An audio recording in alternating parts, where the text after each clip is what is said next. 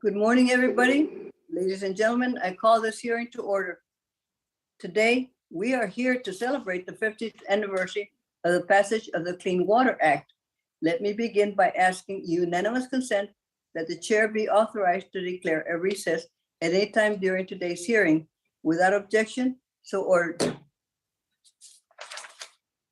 I also ask unanimous consent that members not on the subcommittee be permitted to sit with the subcommittee at today's hearing and ask questions.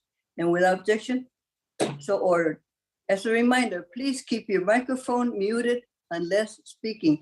Should I hear inadvertent noise, I will request that the member please mute their microphone. And finally, to insert a document to the record, please have your staff mail it to documentsti@mail.house.gov. Today, the committee will receive testimony from a number of perspectives on the Clean Water Act and its impacts over the last 50 years. When Congress enacted this law in 1972, it recognized that the nation's waterways were in crisis, and for too long, we had neglected our moral and financial responsibility to keep our waterways clean and safe. In 1972, only 1/3 of the nation's water met water quality goals, and through the investments in clean water infrastructure, such as the historic clean water funding in bipartisan infrastructure law and the rigorous science-based water quality protection, we have made significant improvements. However, the job is not done. Today, 50 years later, we have failed to achieve the Act's goal of making the waters, all waters, both fishable and swimmable, with 1/3 of our waters remaining impaired. Failing to meet these quality standard goals does not mean that the Act has been a failure. Far from it. New investments in the water treatment and enforcing water quality standards mean that more and more waterways will continue to improve. For example, thanks to the federal clean water investments and local support, local water bodies, such as the Anacostia River in the nation's capital, once described as the most polluted river in the United States, may be swimmable and fishable within the next few years.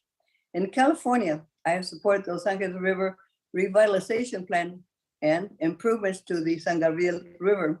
Because of the collaborative work between locals, the state of California, and the federal government, we have affirmed the Los Angeles River as protected. Navigable waterway under the Clean Water Act over a decade ago. Work continues on environmental restoration of the Los Angeles River.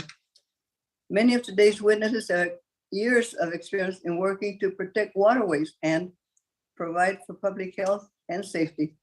We will hear how they work both at the state level as well as locally to meet the goals and objectives of the Clean Water Act to restore and maintain the chemical, physical, and biological integrity of the nation's water. Under the Clean Water Act, the states play a critical role in co-administering the law and taking a lead role in protecting both locally and important waters, as well as the health of upstream and downstream waters from neighboring states. This federal and state partnership has been a success for the last 50 years, and it also has been the foundation to the improvements in our nation's water quality. States also play a critical role in managing the Clean Water Act state revolving funds that provide investments for the construction of water treatment projects. From 1972 to the present, the federal government has invested over $100 billion in construction of sewage treatment plants, both in grants and through the Clean Water SRF program. When the Clean Water Act was enacted, these clean water infrastructure investments were the largest non-military public works programs in the interstate highway system. Yet, because the investments are often out of sight and therefore out of mind, we often forget about the water infrastructure investments until there's a problem or crisis, such as we recently seen in Jackson, Mississippi.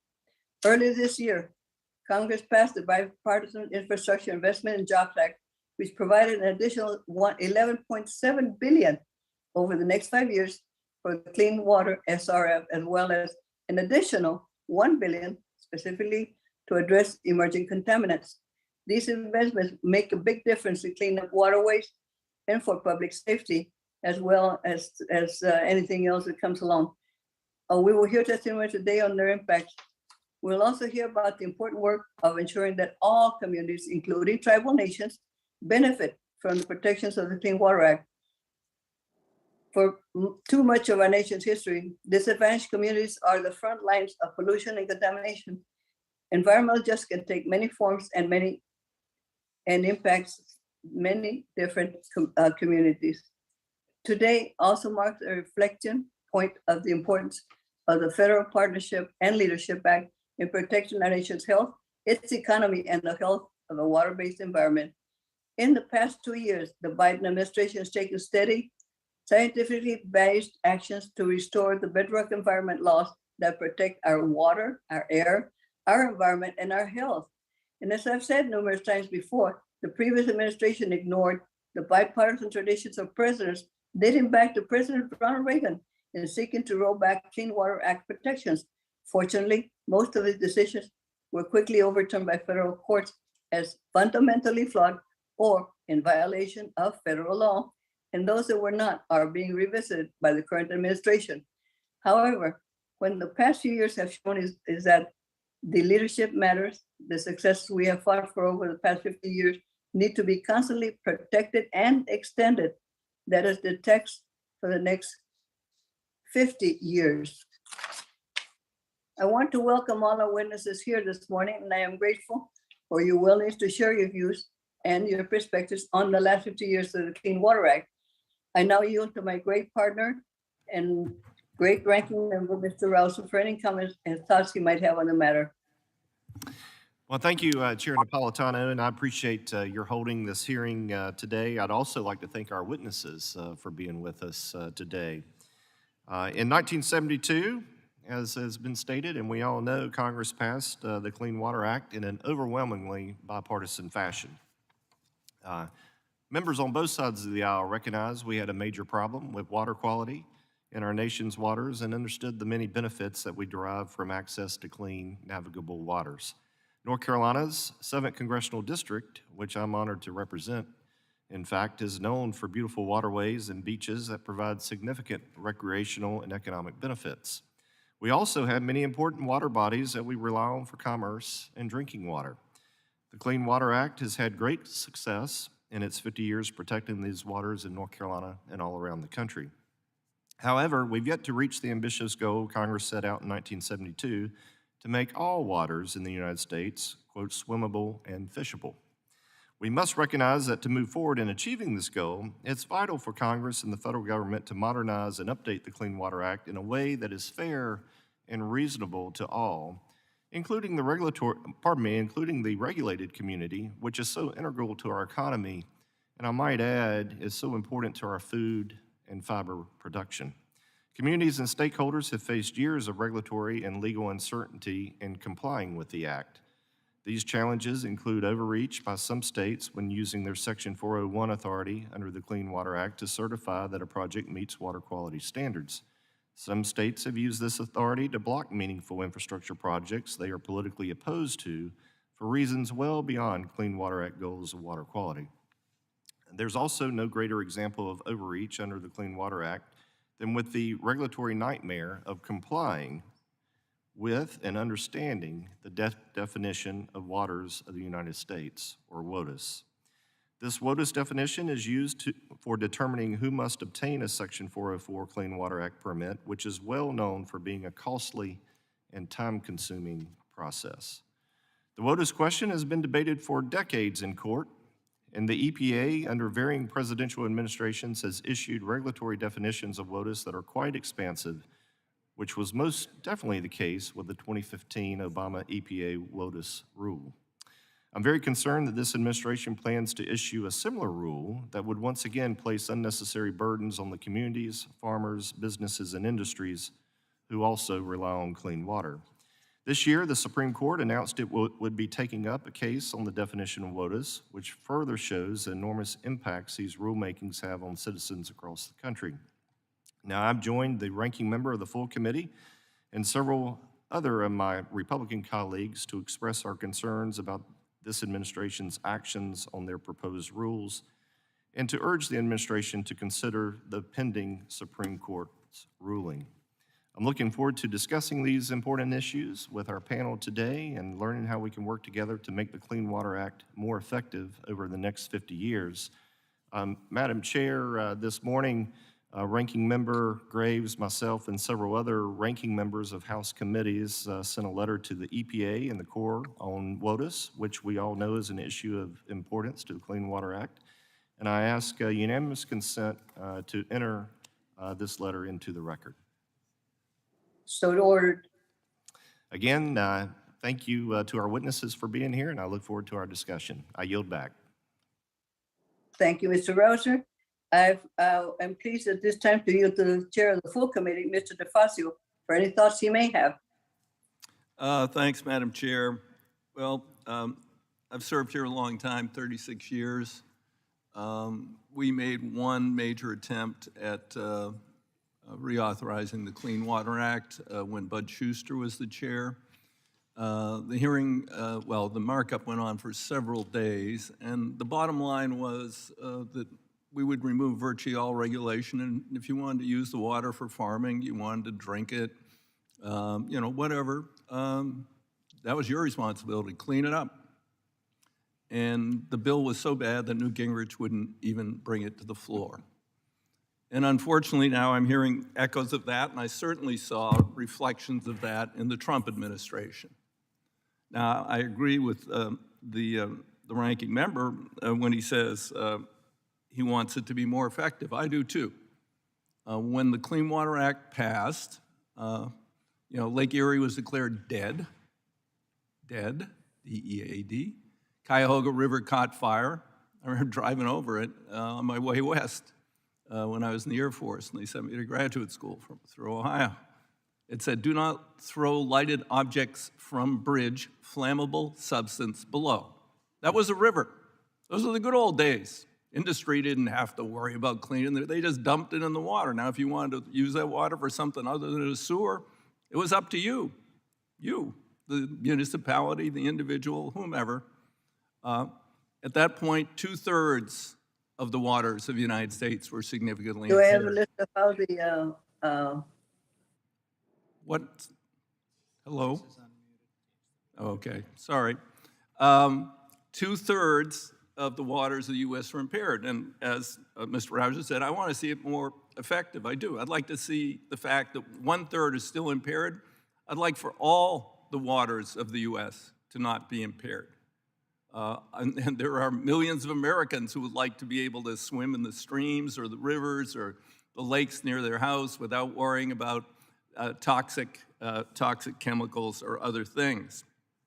And so much of our society is dependent upon clean water, not fishable, swimmable, drinkable, farmable.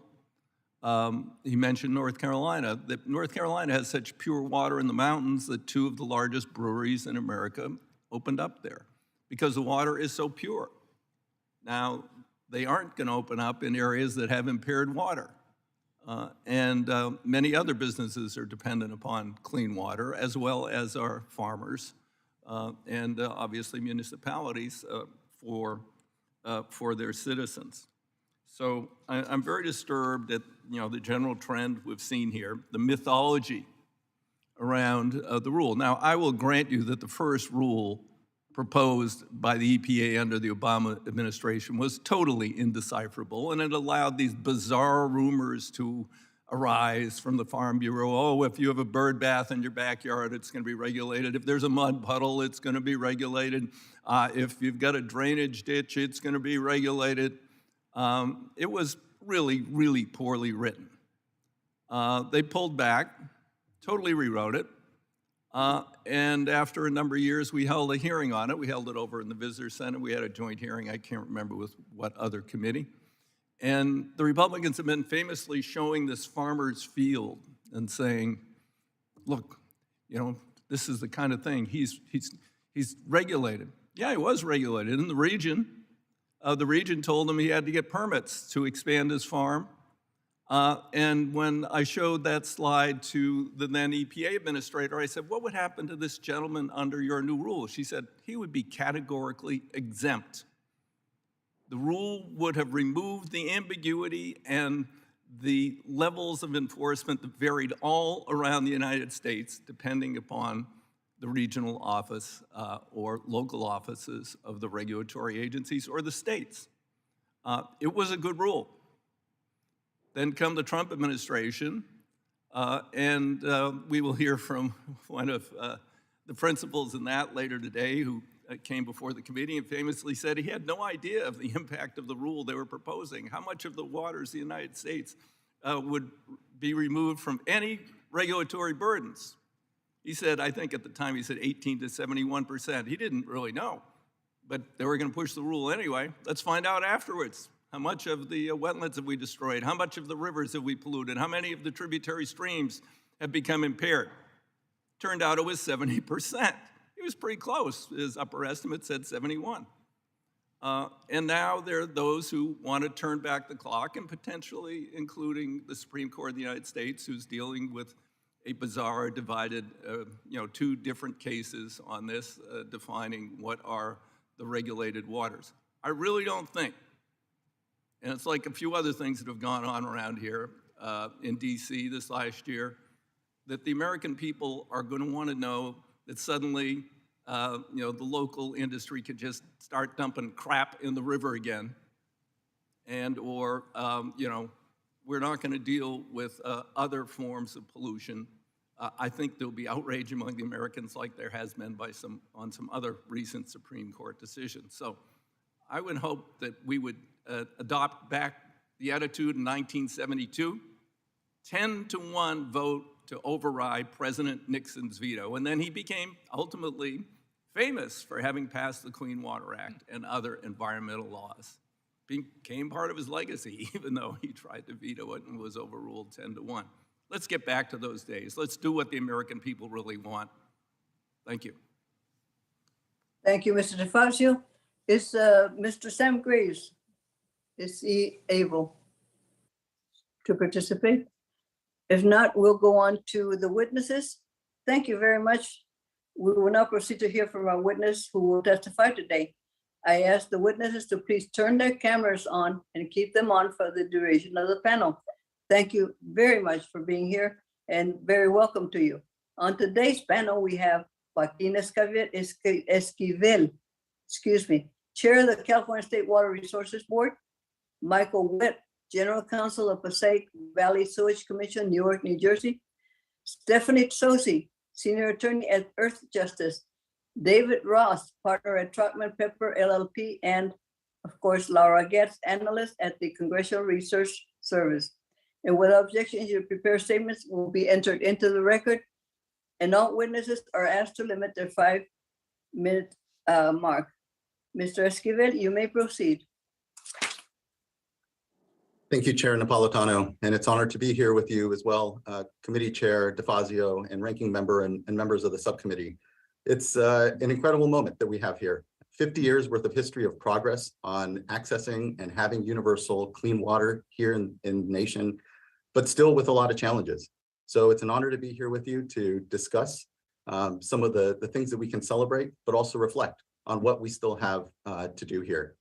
I just want to reflect as well on the conversation that is here, the backdrop of this celebration of the 50th anniversary of the Clean Water Act, which is still tension and discussion around how best we regulate, how best we achieve what, as Chair DeFazio said, was pretty unanimous here agreement that our water bodies were incredibly impaired, that we were needing to reconcile this need for a future where we had livable, swimmable, and clean access to water and air. But I think it's important to remember that 50 years ago, it was a time as well of other discussions around civil rights, around the Endangered Species Act, around other nationally important pieces of legislation that were passed at a time where here, not unlike 50 years ago, we had divisions amongst us, had a need to have a common vision for how we were going to continue to ensure that we had thriving economies and, importantly, thriving communities. And so it's not lost on me here that California actually has a special relationship with the Clean Water Act. You dial back 50 years ago, and Porter Cologne was a state water quality act that was passed in 1969. And in many ways, it was the direct model for the National Clean Water Act, the amendments to the Pollution Control Act at the time, where here Justice Roby in California was then the author in many ways of Porter Cologne, and was our first chair here at the State Water Resources Control Board. And so this special nexus that California has with the Clean Water Act, with this discussion around how best we ensure that clean water is the basis of our modern economies here, is incredibly important. What we can reflect on is a lot of progress. You look up and down the state in California, where here the Water Board is fortunate to regulate 1.3 million acres of bays and estuaries, 2,100 river miles, 1,100 miles of coastline. And we have a lot of progress to be thankful for. I think of the San Diego Harbor and Bay. I think of here where I currently live in Sacramento, where we had discharges from wastewater treatment plants going to our rivers and making them so polluted that we weren't able to use them to recreate them in the summer, as a warming climate makes all the access to our recreational opportunities and clean water even more challenged and important. And so that progress is important to remind ourselves. It's easy to take for granted what is 50 years of cleanup of our waterways and making them accessible to our communities. But we have to also acknowledge we have incredible inequities still yet. We continue to see headlines around challenges with access to sanitation, challenges with access to clean water. And we need to make sure in this moment, these 50 years worth of progress, we don't actually go back. We don't start to see the incredible challenges that we saw 50 years ago and have made progress on. And that's incumbent upon all of us re-embracing this challenge, the call to ensure that access to clean water is the basis of our modern economies and doesn't impair our ability to enjoy the quality of life that is continuing to be challenged. We're in many ways reconciling the systems that we've inherited from the 20th century. And we certainly have a lot of 21st century challenges here amongst us, whether it is that continued inequities we see, or the real challenges of the climate crisis that's in front of us, where drought, flood, and wildfire continue to impact the quality of our waters, the ability for us to ensure, again, that we have access to them into the future. So now is an incredible time for us to reimagine and here recommit to what is a generational need to reinvest in our water systems, ensure that access to clean water is at the core and center of our common good, and not let what is easy partisan politics make us distracted from what is an incredible amount of success, but also an incredible opportunity to ignite the imagination of a current generation now that is watching and listening to these very discussions and wondering if we here in leadership positions will have the vision and the strength to continue to commit to access to clean water and let water be a nonpartisan door in which we can all step through and continue to have the critical conversations around what our future looks like and how we all contribute to it in common. So thank you. It's an honor to be here. I feel privileged to be so and look forward to the further discussion here on this item. Thank you, Mr. Esquivel. Mr. Witt, you may proceed. Thank you. Chairs DeFazio and Napolitano, ranking members Graves and Rouser, and all members of the subcommittee, good morning. Thank you for the opportunity to testify on behalf of the National Association of Clean Water Agencies as the country prepares to celebrate the 50th anniversary of the Clean Water Act. It is an honor to be here with you this morning to discuss the vital role that public clean water agencies have played in implementing the far-reaching goals of the Act, improving water quality in our nation's water bodies and protecting public health and the environment. My name is Michael Witt, and I am General Counsel for the Passaic Valley Sewage Commission in Newark, New Jersey. Formed in 1897, PVSC is one of the oldest environmental agencies in the United States, and we've been providing public sewer service for almost a century. I'm also a board member of NACWA, the nation's leading organization of public clean water utilities that, like PVSC, are on the front lines each day working to enhance public health and the communities we proudly serve. While it is difficult to imagine today, prior to the 1970s, the most common form of wastewater treatment was simply to discharge it with little to no processing into the nearest body of water. The resulting public health and environmental damage caused across the country by this practice helped to galvanize national action on wastewater treatment, culminating in the passage of the Clean Water Act in 1972. And by many measures, the Clean Water Act has had the desired effect. More than $60 billion of initial funding in the 1970s and 80s helped create vital partnerships among the federal, state, and local governments to construct and/or update wastewater treatment facilities. As a result, our nation's water quality and public health have improved dramatically, and public clean water utilities have been at the forefront of that improvement. Some examples of Clean Water Act funding successes include, as the chairman mentioned, the Cuyahoga River in Cleveland, Ohio, which was so badly polluted that, yes, it actually caught on fire. 50 years later, with the help of federal funding and my colleagues at Northeast Ohio Regional Sewer District, water quality in that river has been restored to the level where now it is safe to eat fish caught there again. The City of Seattle, Washington is using grants to build innovative green stormwater infrastructure to control its combined sewer system, enabling that city to cut pollution to its waterways by 75%. In Alexandria, Virginia, just across the river, Alexandria Renew Enterprises has invested in technology to capture and reuse biogas from its treatment processes to use as a heating fuel. As a result, it has realized a 25% reduction in the emission of greenhouse gases.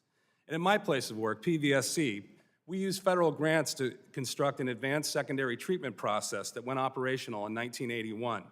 This allows us to provide wastewater treatment services to over 1.5 million people, 1 out of every 6 residents in the state of New Jersey, making PVSC the single most important public health infrastructure investment in the state's history. These projects and many others like them were funded in part by the Clean Water Act. The Act has also had major social and economic impact. Thanks to water quality improvements since 1972, access to outdoor water recreational opportunities has been greatly upgraded and expanded to tens of millions of Americans. These activities generate $175 billion per year in annual spending and are directly responsible for more than 1.5 million jobs. Cities both large and small are experiencing revitalizations of their once polluted waterfronts, with major investments being made in housing, small business development, and entertainment venues. Investment in wastewater also provides employment. Today, approximately 1 out of every 300 working Americans is employed in the clean water sector in a variety of well-paid local jobs. These jobs provide opportunities across a diverse spectrum of educational and skill set backgrounds. But while we celebrate the success of the last 50 years, we must acknowledge the challenges ahead. We must maintain and update the clean water infrastructure that we have, while at the same time plan and build for the future. We must be able to address new pollutant standards, population growth, and agricultural and industrial expansion, land development pressures, and a changing climate that directly impacts water and wastewater systems. This requires strengthening and maintaining the partnership between the federal, state, and local governments, especially on the issue of clean water funding. While the Act and other funding initiatives provide vital support, they do not meet the need for clean water infrastructure investment, which is in the hundreds of billions of dollars. Thus, it is imperative that in the coming fiscal years, Congress fully appropriate all authorized funding measures, such as those under the Bipartisan Infrastructure Investment and Jobs Act. Even with federal assistance, the vast majority of clean water investment in infrastructure will continue to be made by our ratepayers, our customers, and many residents will be pushed up against the limits of affordability. We must, therefore, fully embrace the concepts of environmental justice and ensuring the equitable provision of clean water and water services for all. Together, public clean water utilities, states, and federal governments can continue the important progress made on both the investment and policy fronts and see the next 50 years of the Clean Water Act result in even greater achievements. Thank you again for the opportunity to speak before you today. This concludes my oral testimony, and I'll be happy to answer any questions the committee might have. Thank you, Mr. Witt. That's very much. Ms. Tosti, you're recognized. Yad Stephanie Sosin, Kiani Bashin, Bahalite Nasha. Thank you, Chair Napolitano, Ranking Member Rouser, for the opportunity to testify today. My name is Stephanie Sosi, and I am a member of the Navajo Nation. Currently, I serve as a senior attorney in the Tribal Partnerships Program at Earth Justice. In my role as a litigator and advocate at Earth Justice, I have the immense honor and privilege to represent and work with tribal clients across the country. I am joining you this morning from the Fort McDowell Yavapai Reservation in the state now known as Arizona, a land that is home to many tribal nations, including my own. It seems appropriate that I get the opportunity to testify today on the Clean Water Act from a place where water is so precious. In the 50 years since the Clean Water Act was passed, it has been an instrumental resource for communities and tribal governments in protecting water resources. The goals of the Clean Water Act are clear: to restore and maintain the chemical, physical, and biological integrity of the nation's waters. Despite this clear directive, many of our clients and partners are faced with challenges in achieving these goals. This includes threats to narrow the scope of the Clean Water Act and limiting the protections that it provides to our streams, wetlands, and water resources. Indeed, it is a tribe from here in Arizona that successfully litigated an attempt by the Trump administration to narrow the Clean Water Act's applicability. The Pasquayaqui tribe, along with other tribal plaintiffs, filed a lawsuit in federal district court to challenge that Trump-era rule. Under that interpretation of the Clean Water Act, nearly 1,500 streams in New Mexico and Arizona would fall outside the protection of the Clean Water Act. This would have caused significant harm to tribal communities here in the Southwest. Fortunately, a new EPA took back the rule and the federal court vacated its applicability. Our tribal clients prevailed in keeping the Clean Water Act protections for the arid Southwest and its pressure water resources intact. Unfortunately, the Clean Water Act's jurisdiction is an open question in front of the court once again. Our tribal clients and partners filed an amicus brief to the Supreme Court of the United States in the case Sackett v. EPA in hopes of educating both the court and the public of the importance of the Clean Water Act for tribal communities. Clean Water Act jurisdiction is fundamental for our tribal clients to participate in the process for protecting water both on and off tribal lands. The permitting requirements set forth in the various sections of the Clean Water Act provide an avenue for communities to be involved in reviewing the proposed projects that have an impact on our valuable water resources. Our tribal clients and partners have used these tools successfully, but they have also faced significant challenges. My written testimony details a few of these successes and pitfalls our tribal clients and partners have faced within the statutory schema of the Clean Water Act. Unfortunately, one source of these pitfalls can be traced either to the lack of consultation or insufficient consultation with tribes. As I am sure this committee is aware, the federal government has a trust responsibility to tribal nations, which includes the duty to consult. Our tribal clients and partners have been stewards of the waters in their respective territories since time immemorial and have a vested interest in continuing that stewardship. However, the Army Corps of Engineers and EPA must also be a part of that process to meaningfully engage with tribes on how programs and projects carried out under the Clean Water Act will affect tribal water resources. The Clean Water Act has the tools that tribes can use to protect water, but the future of the Clean Water Act depends on federal agencies using those tools appropriately. I encourage this committee to use its oversight authority to encourage EPA and the Corps to do just that. And I look forward to working with federal agencies to make the implementation of the Clean Water Act more effective. The Clean Water Act has been a valuable resource in the past for our tribal clients and partners, but it is by no means the end of the road to protecting our tribal waters. The ongoing impacts of climate change and its effects on tribal communities make protecting our water resources even more critical. Water is essential for tribal communities to thrive. Water is life. Thank you again for the opportunity to be here today. Thank you very much, Ms. Tosi. Mr. Ross, you recognize, please proceed. Thank you, Chair Napolitano, Ranking Member Rouser, and members of the subcommittee. Good morning, and thank you for the opportunity to testify today. It truly is an honor to be back before the committee. You know, I've spent the majority of my career working in or around the Clean Water Act in some capacity. And whether or not that's representing clients in the private sector on how to comply with the Clean Water Act, or working for the state of Wyoming, advising the agency on how to implement the Clean Water Act and its programs, or serving as a lead environmental prosecutor for the state of Wisconsin, where we prosecuted Clean Water Act or state delegated Clean Water Act style cases. And then I also had the honor of running the Clean Water Act program for the federal government. And I can say with all of that experience, I can say unequivocally that the Clean Water Act actually is transformative. So to whoever came up with the title for this hearing, Gold Star, it's very accurate. I also believe the Clean Water Act is, if not the most, it's certainly one of the most impactful, important pieces of legislation this Congress or Congress has ever passed. Congratulations and thank you for holding this hearing. I do believe it is important to take the time to look back, to reflect, to take a look at our successes. I think they're invigorating. I think they will inspire work as we look around the corner as the work that remains left to do. It also allows us to take a look back and see where we've had some gaps, some problems. Is the act right now, ready to be applied for the next 50 years?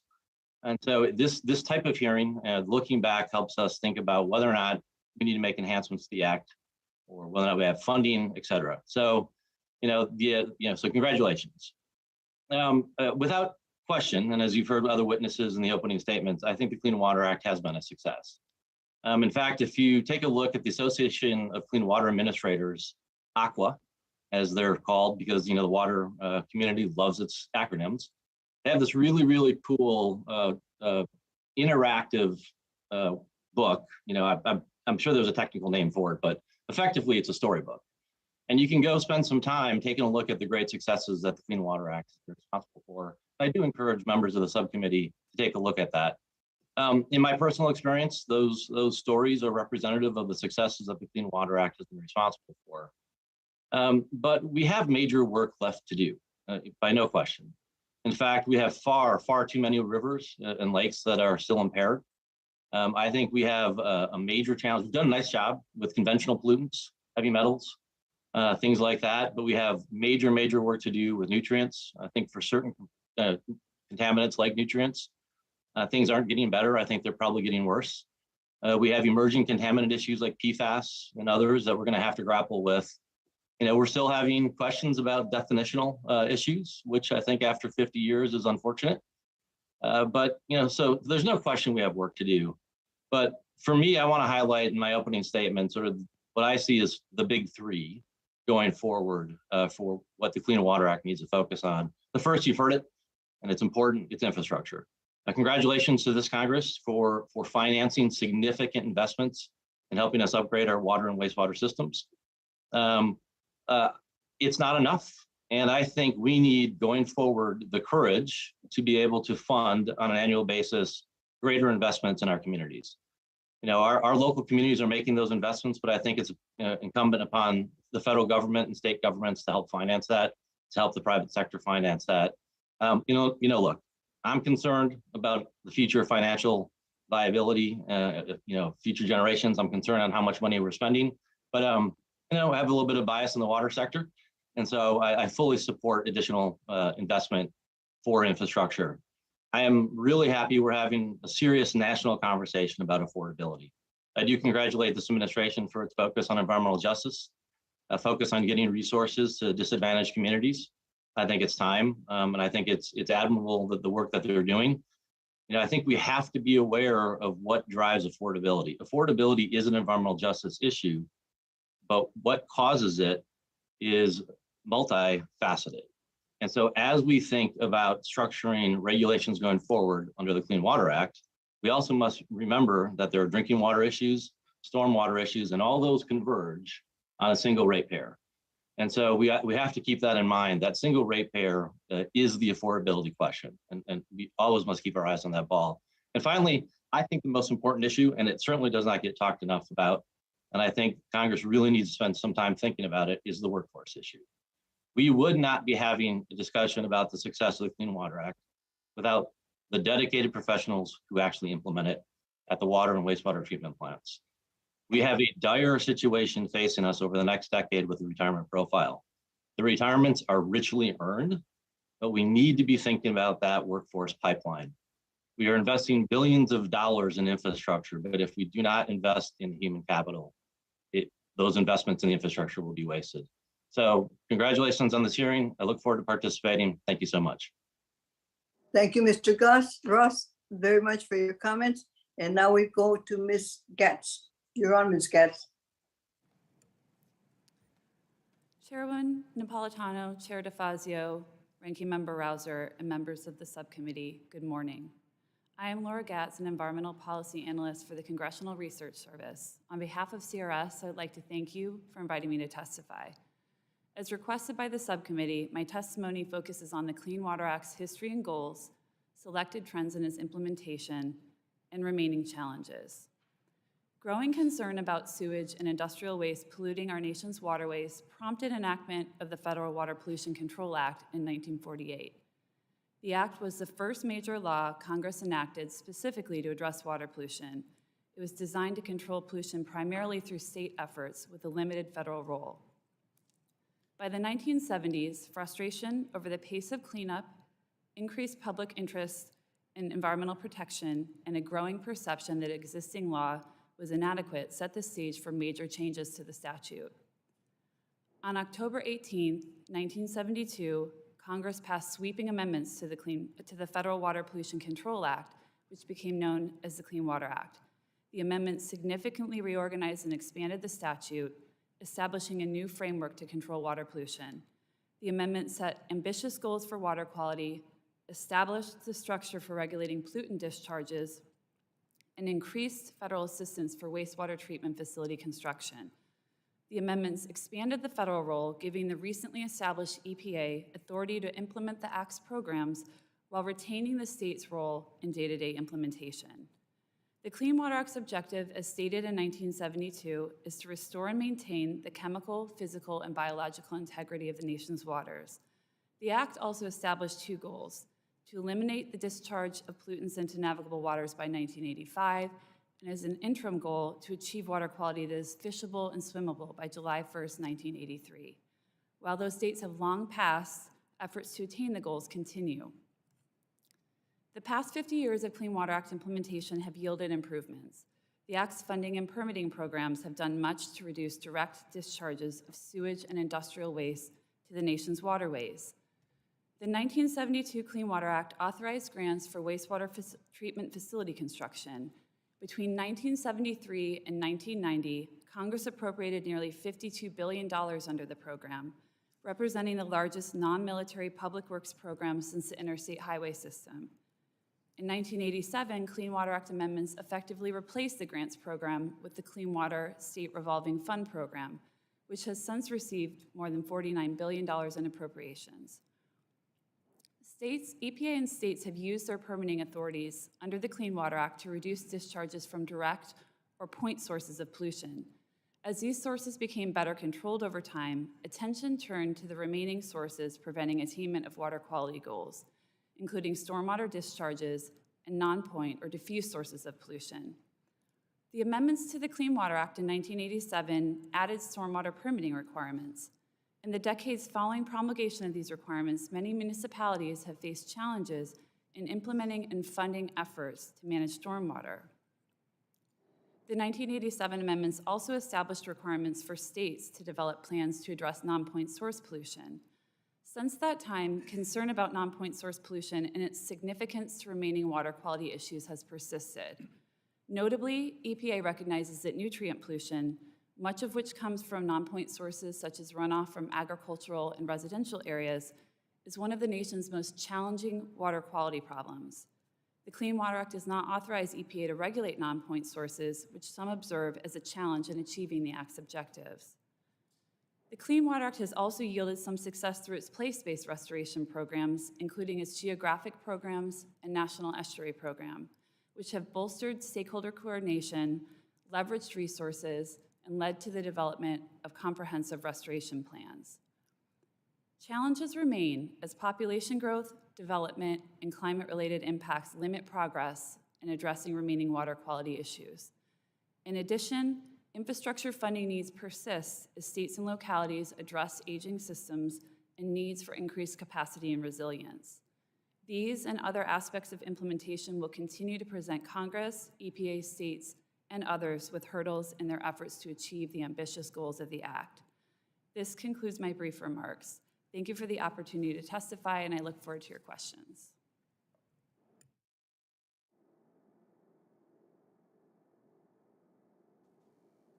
Thank you, Ms. Getz.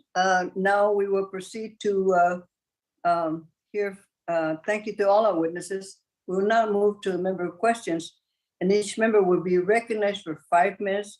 And I begin with Chairman DeFazio for question. Mr. DeFazio, you're recognized. Thank you, Madam Chair, and thanks to all the witnesses for their testimony. I think there was unanimity among the witnesses that the Clean Water Act is very important. Wastewater infrastructure is very important, and those are great points. But I do want to just hark back to the threats. And the threats come because of litigation over the Trump dirty water rule and a conflicted Supreme Court decision from many years ago, two different decisions.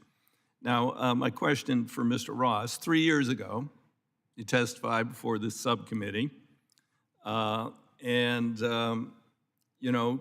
you were promoting what we have come to call the Trump dirty water rule. And at the time, I asked you how many streams and wetlands would lose protection under that rule. And you said again and again and again and again and again, we don't know. And I thought, well, do you really want to put forward a rule and you don't know what the impact is going to be on massive tributaries and the scope of the rule and its impact on pollution? But the administration pressed ahead. And when you testified, there were leaked documents from EPA saying between 18 and 71% would be impaired. Roughly 50% of all wetlands would be jeopardized, wetlands being very critical. Now, we do have those documents, and it came out to 70%. 70% would have been at risk under that rule. Do you have any doubt to the accuracy of these analyses, Mr. Ross? Thank you, Chair, for the question. I do think there are some, questions about the accuracy. Come on, let's get to the point. Do you doubt the accuracy? Would it have had a major impact? Somewhere around 70% would be removed from jurisdiction? Yes, Chair, yes or no? I think that data needs to be analyzed holistically in context. And so I haven't been there. So you can't answer it. So despite your outstanding testimony today, which I thought would have come from, either a municipal or someone representing wastewater people and all the great things you talked about there, what good does it do us to spend incredible amounts of money cleaning up the wastewater when some industry or agricultural group has just dumped a bunch of crap in there, which is making the water no longer fishable, swimmable, upstream and downstream? That doesn't really help.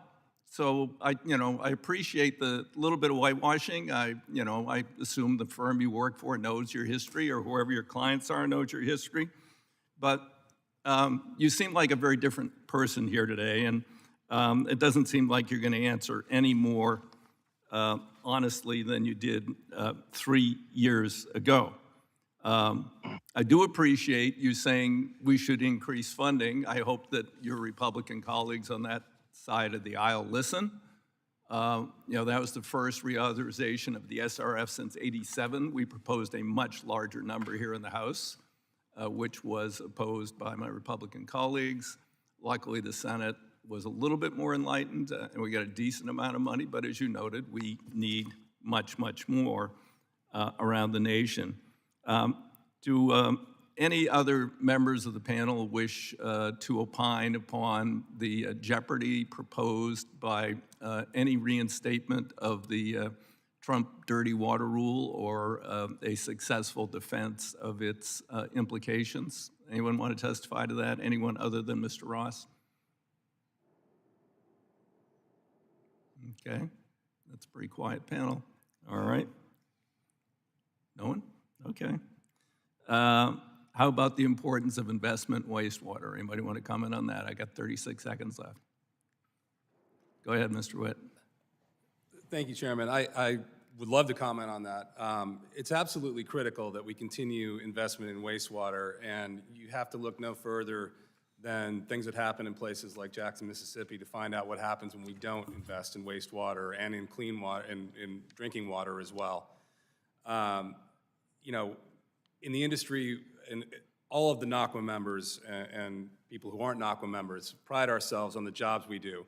You don't really hear about problems with wastewater plants because they don't happen very often. But when they do, it can be catastrophic. And without the proper investment in clean water industry, it will start happening again. I can tell you that at my place of employment, we have lines, as I said, we've been providing public wastewater services for almost a century now. We have sewer lines that are 100 years old. They were built by hand by immigrants coming over from Europe, straight from Ellis Island, put to work, and beautiful brickwork, beautiful woodwork, all these beautiful facilities, but they're not going to last forever. They have outlived their usefulness, and that's the same all up and down the East Coast. As you move further west in newer communities, you have newer sewer lines. But in particular, where you have older sewer lines in urban centers, and especially where disadvantaged people live, and people who do suffer the adverse impacts of environmental justice, you've got a lot of old infrastructure there, and these people are at risk. They're at risk. There's no other way to put it. Okay, I thank the gentleman. I thank the chair for her indulgence. That was a very comprehensive answer. We are much at risk. Even when I was a county commissioner, we built a system with 85% federal assistance. Still working great, but it's now 50 years old. That's a new one. Thank you. Thank you, Mr. DeFazio. Mr. Russell, you're recognized. Well, thank you, Madam Chair. Mr. Ross, I was interested in your answer, and I know you didn't quite get an opportunity to fully explain your perspective there. You want to go back to the chairman's question and elaborate just a little bit? And my own comment too, I think it's important that we have balance. You could shut down all industry, you could shut down all activity, and that would probably help clean up the water too. But that's not obviously realistic or even appropriate. You got to have balance with this. So would you like to comment further, Mr. Ross? Yeah, sure. Thank you. I recognize that there's passion. Obviously, passion may be the most divisive issue. I can't even talk in the Clean Water Act. But the number one point I want to make on that data issue is I think the federal government had failed for decades. We really don't have a resource map of our regulated waters, and I like the Obama administration before me. We were sort of operating in the dark, and so we started a mapping effort collaboratively with the Corps of Engineers, the Department of Interior, EPA, and other federal agencies, try to build that data. With that said, it's a 10-year effort to build that data. And you do have to provide some clarity as to the scope of the Clean Water Act. And so, the Obama administration, the Trump administration, and now the Biden administration are trying to provide that clarity. And it's a really, really difficult issue. Speaking of clarity, it appears the EPA is rushing to finish their rule before a decision in the Sackett case. Based on your experience, do you think it's wise for an agency to be undertaking a rule about its own scope of authority when the Supreme Court is considering that very same issue? Shouldn't the EPA wait for the Supreme Court's ruling? Well, if I was there, I may answer it this way. I may make a different decision, but I do understand the drivers. So I get the reasons why they're doing it. But, I think the chance of providing the Supreme Court finally providing some clarity is a good thing. And it would be nice to have the federal regulatory process match whatever decision the Supreme Court may make. So the administration claims in its press statements that its Part 1 WOTUS rule is just a return to the pre-2015 standard. Is this actually the case based on what you know? Well, I think we'll have to see how they finalize the rule. The rule is now sitting over in OMB. I think some folks have made some comments about that.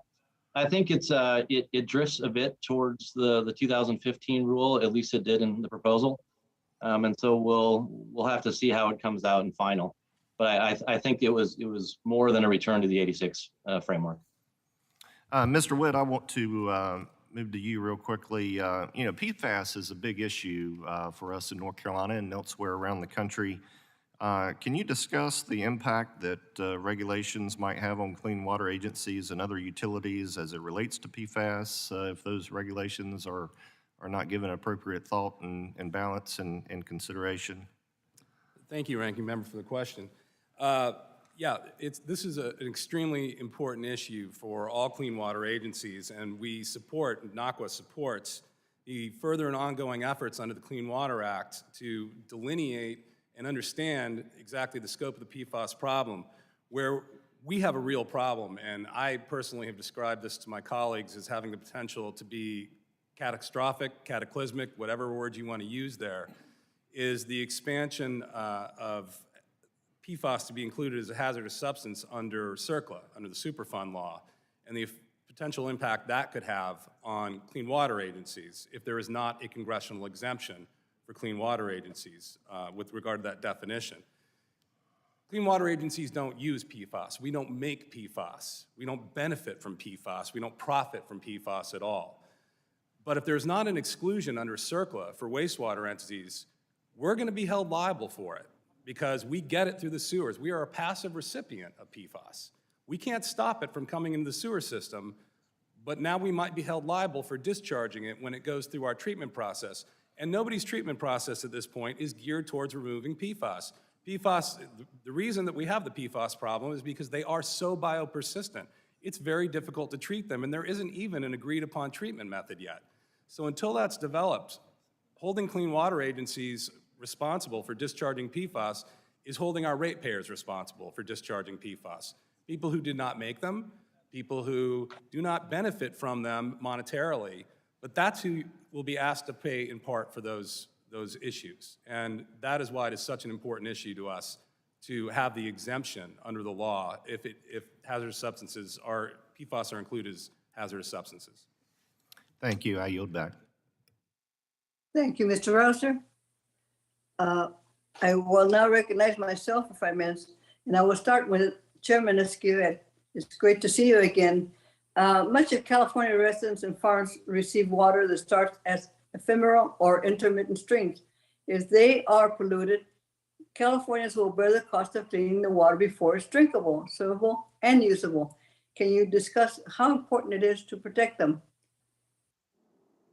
Yes, I really appreciate the question, and to maybe touch upon some of the discussion that we've been having around, and I appreciate the ranking member's word balance for the protection of our beneficial uses. I'll note many of California's waters originate within the state, flow within the state, don't cross interstate borders, and so we use Port of Cologne, our own authorities to regulate them, and including expanding our definition for wetlands. So as this expanding and contracting jurisdictional discussion on the Clean Water Act happens, California can protect its waters, can protect itself, but this has the most impact on our interstate waters, the Colorado River. Here, front and center of many of our thoughts as we address the quantity issues on that river, but so too are important are the quality issues that, especially in a drying and arid climate, become so fundamental in the arid West to protect, to ensure that we are here as the basis of our economies here, truly protecting that, and the polluters amongst that system are paying.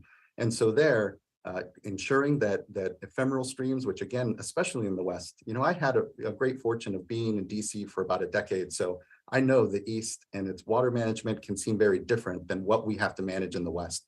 But our waterways are incredibly different. We have ephemeral streams. They don't free flow during the entire year, and they deserve protection because when water does run down them, when we have storms, when we have, and especially in increasing and warming climate, floods, they can overwhelm and really impact our ability to continue to use our water as well. And so it's incredibly important that this jurisdictional issue be addressed. And importantly, we find some common ground here on how best we really lend ourselves to the science, the interconnectivity, the biological, as we've said, and chemical integrity of our waterways. Thank you, sir. I yield to Mr. DeFazio if you would like to have the time. Mr. DeFazio? And then I will, again, Mr. Esquivel, many sanitation agencies in our state are working towards water use and recycling to address our drought conditions. What are the issues the state board is focusing to support water recycling? Thank you, Congresswoman, Chair. Here, so proudly, is the fact that the State Water Resources Control Board has actually been able to invest $1.8 billion, along with, importantly, our local leaders and partners in water recycling projects in the state of California. That means in these next years, we'll have an additional 124,000 acre feet of water, enough to support, nearly 600,000 homes here with clean water. And with a warming climate, we know that we're going to have to continue to invest in these 21st century systems, water recycling, and maximizing our use of our water resources, particularly in the arid West. And there, it's an incredible thing that we're actually going to be next year adopting direct potable reuse regulations, which will usher in a whole new generation of projects, not unlike water recycling did here in the early 70s in California. We look to be the leaders in ensuring that we're expanding our water supply portfolio, even as we adapt to what we know will be a hotter and arid future. Thank you. Under the last administration, efforts were made to roll back protections under Section 401. The state board adopted its own wetland policy in response to ensure continued compliance. Can you discuss the importance of Section 401? I only got a few minutes. Yeah, I'll note that California, as I said during my remarks, we're really reconciling the system that we've inherited. And there's been a lot of decisions that have been made that have actually worked against having access to clean water and ensuring it for our communities, no more so than the paving over and development of 95% of the state's wetlands. So that last 5% that we have left, the need to actually grow it is so important, and is why the definition for wetlands, better incorporating those protections in our policies, was critical to responding to, again, what are these different jurisdictional issues when it comes to ephemeral streams, or here definitions of things like the wetlands in the scope of 401 regulations. And, again, going to this theme of balance, here we have to remember that we are reconciling our systems, and on balance, we have to be protecting our communities and ensuring that clean water is the basis for our modern economies. Thank you very much, sir. I will now move to Mr. Garrett Graves. You recognize, sir. Thank you, Madam Chair. Madam Chair, I want to join the chorus of folks, Ranking Member Rouser, yourself, as well as Chairman DeFazio, in celebrating some of the successes of the Clean Water Act. There's no question that the law has resulted in benefits to many communities and our environment across the United States in many cases. I also want to highlight, because I think we need to stay focused on building on successes and addressing deficiencies. Madam Chair, in my home state of Louisiana, we've lost 2,000 square miles of our coast. 2,000 square miles of our coast, which are jurisdictional wetlands. They're jurisdictional wetlands. The primary cause of the loss is the very agency that's in charge of regulating wetlands. That would be the Corps of Engineers under the delegated authority. So there is something that we need to be kind of pausing on and thinking about. How is this law that's supposed to be protecting our wetlands resulted in the agency in charge with regulating them, the greatest loss of wetlands in the United States history? And this isn't just historic, this is ongoing because of how they manage the Mississippi River system and our water resources.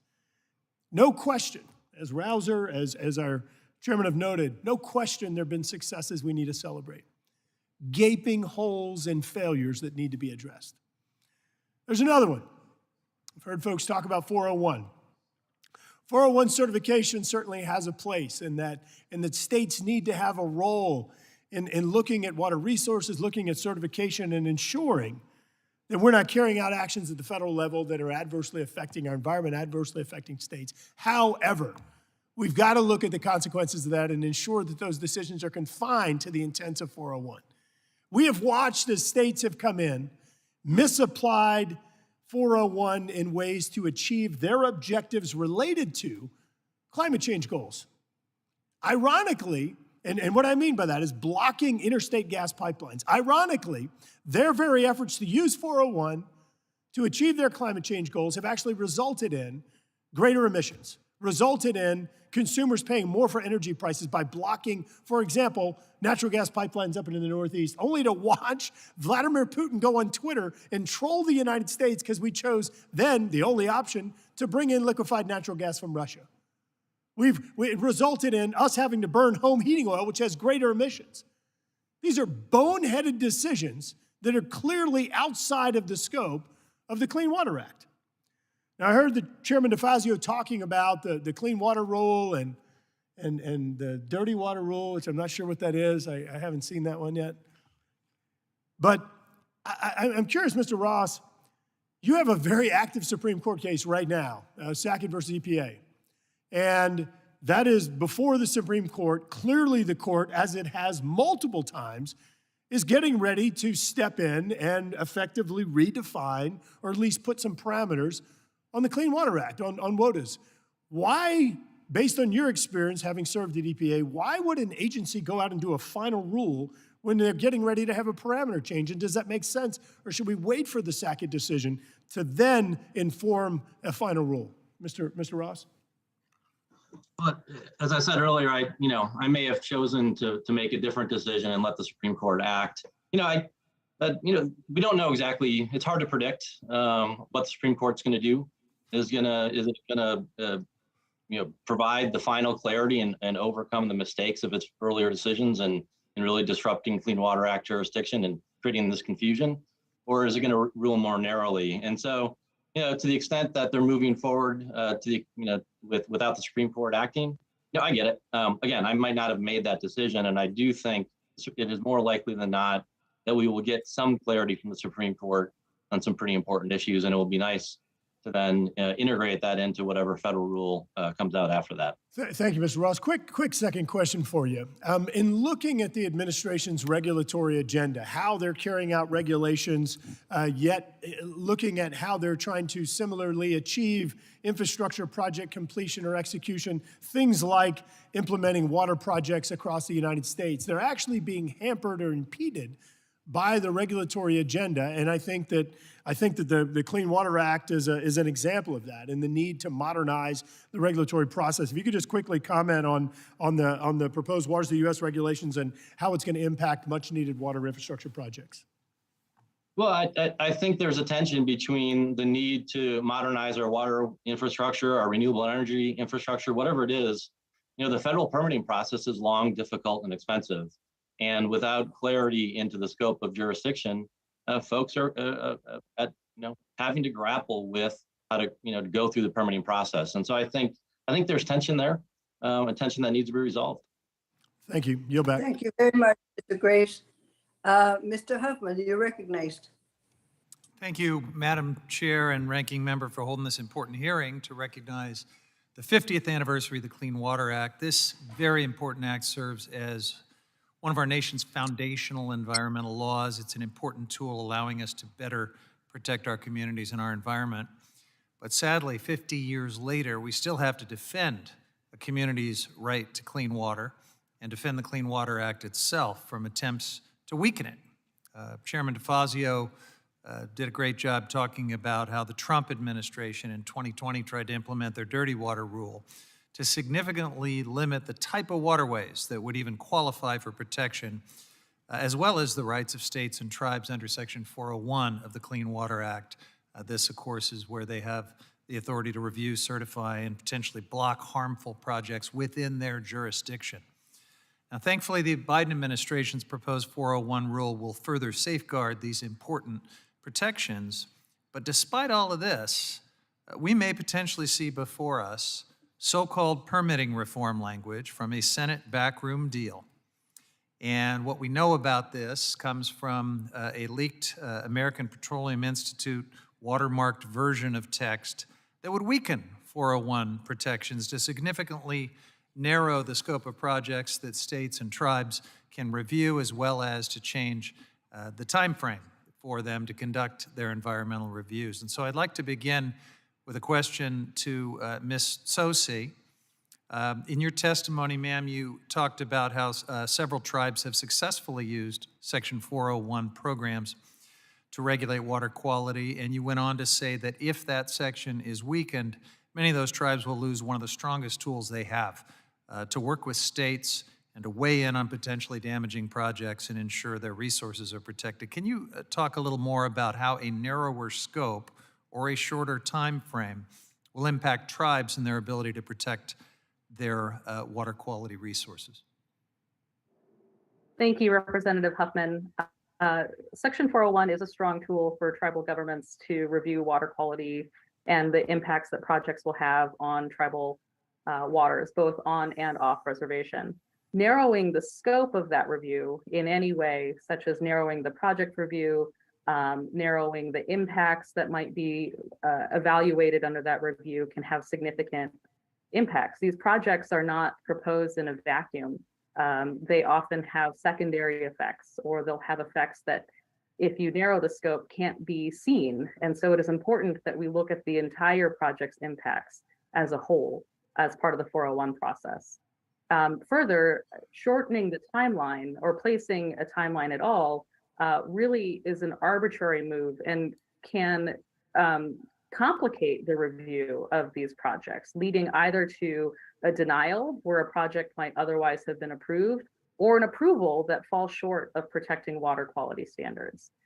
It also places an unreasonable burden on tribes to do that review within that timeline. And so that process has nothing to do with protecting water quality if we're placing that timeline there. Thank you. Thank you. Chair Esquivel, same question to you from the perspective of the state. What does it mean if the state only has 6 months to review a project instead of a year, or if a state is limited to only reviewing these quote-unquote water quality requirements of state law? These are the type of restrictions proposed in the outline of the side deal that we've seen. Why is that a problem from the perspective of California water quality protection? Thank you. I appreciate the question. And I think we have to remember that we have here an inherited history of really bad decision-making. And while I appreciate and acknowledge that there is a tension around permitting, around getting the infrastructure investments that we know we need into our communities, and doing so at the pace that the urgency that climate change is really putting on us is important, but we can't afford ourselves here continue to make bad decisions quickly.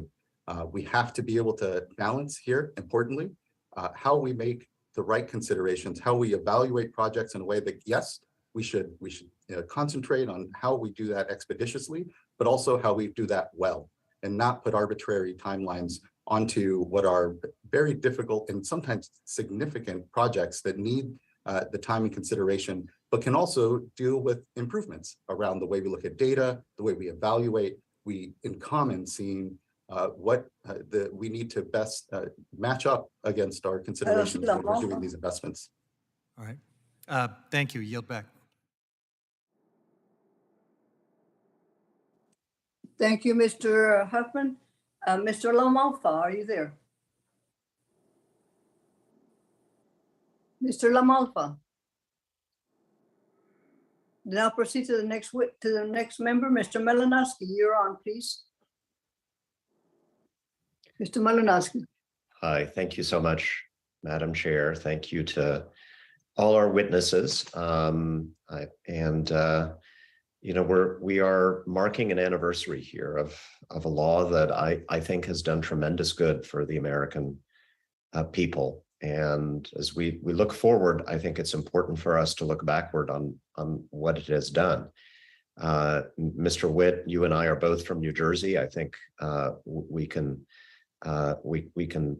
talk forever about the changes that have occurred in our state over the last 50 years for the better because of the Clean Water Act, and I think it's worth reviewing some of those.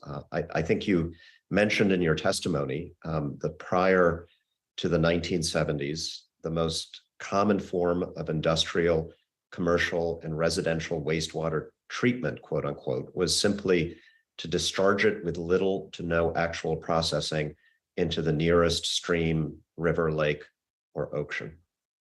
And we certainly experienced that in New Jersey in the early 1900s, for example. Chemical and plastics companies like the American Cyanamide Company dumped hundreds of thousands of pounds of chemical waste into the Raritan River that flows through my district. At the height of World War II, industrial waste was regularly dumped into our Delaware River. It became basically an open sewer.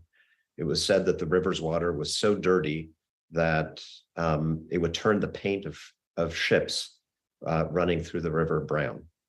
And today, there are kids and families swimming and tubing in that river in my district every year. And along the Passaic, which of course you know very well, where industry boomed in the 19th century into the 20th, more than 100 industrial facilities have been identified as potentially responsible for discharging contaminants into the river, according to the EPA.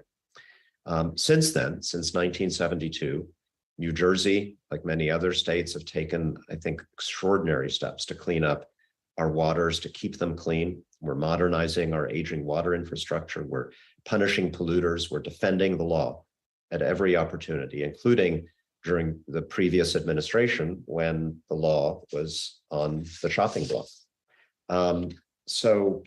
I wanted to ask if you might be willing to reflect a little bit on that progress that we have made, and perhaps share some thoughts about where you see us going with the Clean Water Act for the next 50 years to deal with the very real challenges we still face in New Jersey. Thank you for the question, Congressman. And I happen to live right across the street from the Congressman's district and live near the American Cyanamide Project Superfund site that the Congressman referred to. I live in Bound Brook, New Jersey, which is right where it is, right along the banks of the Raritan River. And certainly we have made a tremendous amount of impact in those areas and along the Passaic River. I would, however, like to tie this back into the work that we still need to do. And as the committee, I'm sure, is aware, the Superfund law was created in large part because of New Jersey. New Jersey has more Superfund sites than anywhere in the United States. And so looking at the Clean Water Act and where we can go in the future is, again, the importance of continuing to fund infrastructure, not only in New Jersey, but elsewhere, all around the country, in order to stop the continued pollution of these waterways, because they're already at the point where it's too much. And we need to stop adding to the problem and start resolving the problem. But again, getting back to the ranking member's point about developments with CERCLA, and certainly with regard to Congressman Malinowski's statement about the Passaic River, yes, that is exactly where Agent Orange was made for the Vietnam War, the defoliant that we used in the Vietnam War. And dioxin is one of the byproducts of making Agent Orange. It's basically the most toxic substance that human beings know how to make that is not radioactive. And the company that is by and large responsible for making most of that dioxin just dumped it into the Passaic River. We are now involved in the largest Superfund case in US history along that river. There are some estimates by Region 2 of EPA that it could cost as much as $10 to $12 billion to clean up that river. And at this point, 44 public entities, municipalities in New Jersey, 45 public entities, including PVSC, have been drawn into that lawsuit by the other polluters because there is no exemption under the law for wastewater facilities. So you've got the situation now where basically you have millions of customers who are going to be paying potentially for the privilege of having their river poisoned for the last 80 years. And we can't have that. There must be that exemption. That is where we need to go. We need to continue the regulation with the Clean Water Act and account for the new and contaminants like PFAS. But we also need to realize that there is an action going on that needs to be fixed. You can't keep treating wastewater entities like they're part of the problem. We're part of the solution. We want to help. We are the troops on the ground.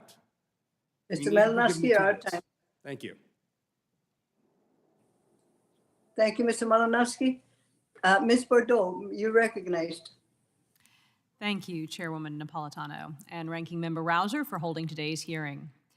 As we get ready to celebrate the 50th anniversary of the Clean Water Act next month, I appreciate having this forum to highlight the successes of this landmark piece of legislation, as well as discuss some areas of need for improvement. I'm grateful to all of our witnesses for joining us for this important conversation. Before I begin, I want to ask unanimous consent to submit a letter from the American River Association for the record. So ordered. Thank you, Chairwoman. My district is home to a number of organizations that are on the cutting edge of water technology, including the Water Tower and the Wayne Hill Water Resources Center. The Water Tower is a nonprofit organization committed to creating an ecosystem of water innovation, which brings together public and private sectors of the water industry, as well as academic and policy experts to tackle challenges the water industry faces. The work of these organizations and other public, private, and nonprofit institutions across this country would not be possible if it were not for the Clean Water Act. So my first question is for Mr. Esquivel. And in your testimony, you mentioned the problem that California is having with harmful algal blooms, which I know is a concern for many members of this committee. We have similar concerns around Lake Lanier, which is in my district and provides 70% of the drinking water for the Atlanta metro area. I am pleased that a study on this issue was included in the House-passed version of WRDA. I was wondering if you could expand on the impact HABs have and the process to mitigate these issues.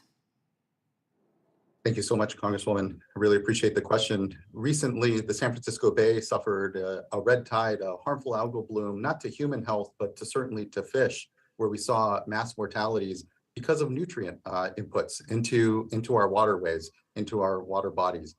Those inputs come from wastewater treatment plants that, although are treating now to secondary standards, are effluent, and in many cases, and some cases increasingly tertiary, meaning a higher level of removal of nutrients and other pollutants.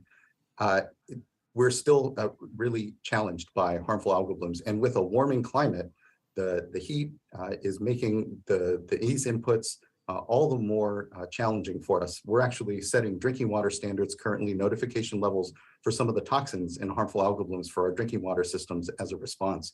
But we also have to get a control on the inputs themselves. And as been noted here in our discussion, non-point source pollution and our partners in agriculture and other industries, stormwater as well in cities are the sources. And they are so much cheaper to clean up at the source than it is to have to then at the back end here, like so many of our challenges, invest and have fall upon our ratepayers these affordability issues. There, the state is fortunate in that we have Porter Cologne, which allows us to actually regulate nitrate discharges in agriculture. It has been a slow but important relationship and process here at the state these last decades to really begin to develop the science that helps us understand what is an acceptable level of nitrate application for our partners in agriculture. How do we ensure that we aren't here harming our ability to grow food and fiber, but instead improve our watersheds? And so this nexus between nutrient inputs and harmful algal blooms is going to become all the more important. And so too are these solutions that we have amongst us to measure, to manage, and to work with our partners across in agriculture to address these increasingly challenging issues. Thank you. And I just want to put a point on that we are seeing algal blooms in the drinking water of the Atlanta metro area and really do not yet have our arms around what is causing it and how to prevent it and what a large strategy needs to be. And so I think emphasizing that as we go forward is going to be very, very important. Mr. Witt, I appreciate your testimony's focus on water utility success stories. Gwinnett County's wastewater treatment facility, the Wayne Hill Resource Center, is an award-winning advanced wastewater treatment facility. It cleans and returns to the environment some of the highest quality wastewater in the United States. I see I'm running out of time, but just wanted to talk with you briefly. What is currently the biggest hurdle you see in the creation of clean water infrastructure? It's funding, without a doubt. There is, treating wastewater is expensive. It's very energy intensive. It's very resource intensive. And as one of the other witnesses brought up today, we are at the point now where we're losing our best people to those, I believe as Mr. Ross said, well-deserved retirements.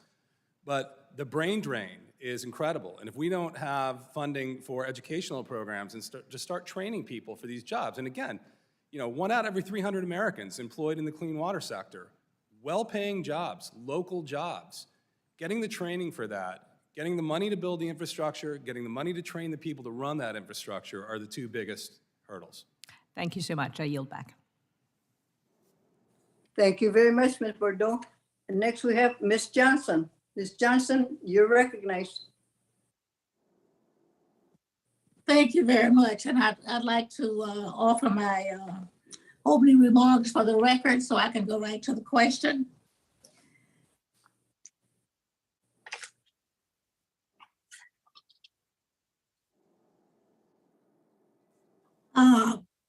Ms. Escobar,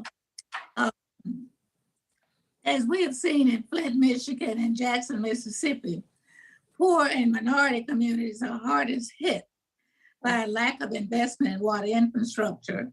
And I'm pleased your organization made it a priority to address this situation with the development of the racial equity plan. Can you go more in detail on why this was necessary and how successful it's been so far? Thank you so much, Congresswoman Johnson. You know, when we look at the challenges that we face here at the 50th anniversary of the Clean Water Act, the inequities that still exist are so very linked to racial inequity. When we look at access to clean water and air, means that it's really important that we as governments have a discussion around how we ensure that our programs are touching all of us, are ensuring that the benefit of access to clean water, both drinking water and sanitation, are a common benefit. What we say in California, you know, a human right to water and sanitation is pivotal and is actually part of our water code. So having a discussion with our communities to understand what are the barriers to access, how we as government institutions ensure that there is equity in access amongst our communities is so critical. And especially because, unfortunately, we're inheritors of a history of explicit lack of extension of municipal services to so many of our communities based on race. And so it then is incumbent upon us here in this moment to best understand the context of those challenges, as difficult as it is, especially as governments, to talk about race in a way that does credit to the complexity of this history that we are inheritors of. And it's not lost on me again that 50 years ago, these were fundamental discussions that we were having as a nation: access to clean water, access to clean air, the livability of our communities, and how racial equity was something that we were going to be able to achieve. And we've made strides, certainly, but there's still a long way to go. Well, thank you very much. Ms. Katz, what other tools can we give to the states and municipalities to help address the clean drinking water? I know that someone said money, but are there other tools? Yes, there are options available under the Clean Water Act to address communities. One of the things I think that is helpful is the way that permitting is set up under the Clean Water Act. One of the tools that is available, the administrator or the delegated state authority, when they're issuing a permit or renewing a permit, they must consider the cumulative impacts in a sense, because they have to look at the quality of the receiving water body and whether or not that's meeting water quality standards. So as permitting authorities are looking to identify what limits should be allowed from a particular discharge of perhaps a new industrial facility, they must consider whether or not the water quality of the receiving water body is meeting standards or not. And then I would just echo, as others have talked about, the funding it and making it available in forms that can assist communities that are disadvantaged. Thank you very much. I yield back. Thank you, Ms. Johnson. Mr. LaMalfa, you're recognized. Mr. LaMalfa, you're recognized. You're muted. You're muted. You're muted. Mr. LaMalfa, you are muted. There. Yeah, thank you. The button, wrong button. Okay, thank you, Madam Chair. Appreciate the patience on that. And thank you for the hearing today. I'm sorry I'm bouncing between committees here today. So I want to talk about some issues going on in far northern California with the water challenges we have. Part partly due to the actions taken by the Water Resources Control Board of California. And some of the things that they need to know about with what's basically water stealing. Now, we have a gigantic problem with marijuana grows in all over our state, but it's certainly, you have in LA County, Riverside, San Bernardino, as well as a lot of it in Siskiyou County, Shasta County, Butte, and others. And the amount of water we're losing to these grows illegally is very significant. So at the same time as the water board is coming in and shutting down water to agriculture on the Shasta River Association, as their water diversions are beginning for a crop season, to grow food for people, they had the farmers up there to plead to allow the use of the water for fire suppression and keeping their livestock they already have alive through watering. And so they face penalties of $500 per day for violating a curtailment, $10,000 per day for violating a cease and desist. And the board is requiring a minimum flow of 50 CFS through the Shasta River. Yet, so the situation with the basically unregulated marijuana grows doesn't seem to get that same attention. So the state board's priorities seem to look like farmers have their water taken away, fire suppression, probably won't get water from a nearby source. They'd have to fly the helicopters and aircraft and others much farther away to get water, but the fish are guaranteed water. And so we have the illegal grows, the water theft is basically being ignored. It's not being enforced. These grows are happening against county ordinance. They're happening against the size that the state would perhaps allow under legislation that passed. And they're certainly against federal law. So we got a giant problem. So it's been publicized several times in the LA Times, for example. So I'd like to actually submit for the record, Madam Chairman, these articles from the LA Times talking about this very seriously on the marijuana grow problem around the state. So let me get to the question. So thank you, ma'am. Thank you. So Chairman Escobar, why is the state spending its time, resources, enforcing water diversions that have been going on for many decades in normal farming and ranching operations, producing food, and as well as drinking water sources that you would have for the small towns up there. And instead, the needs of the cartels setting up illegal water theft operations, growing illegal marijuana, are allowed to thrive. We have multinational cartels up there getting away with this as farms go dry and even water for fire suppression is taken away. Thank you, Congressman. And I, and appreciate and acknowledge that we're in a historic drought and incredible circumstances up and down our watersheds. The state board itself currently is supporting over 2,200 households with hauled water throughout the state because of declining groundwater levels.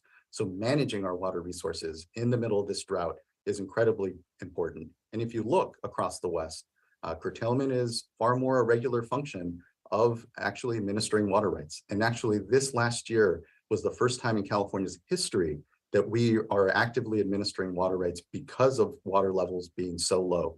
And I would note though that these curtailments largely protect senior water right holders in watersheds and is our here rational way of managing through what is incredible scarcity. I have to politely push back. It is not an either or.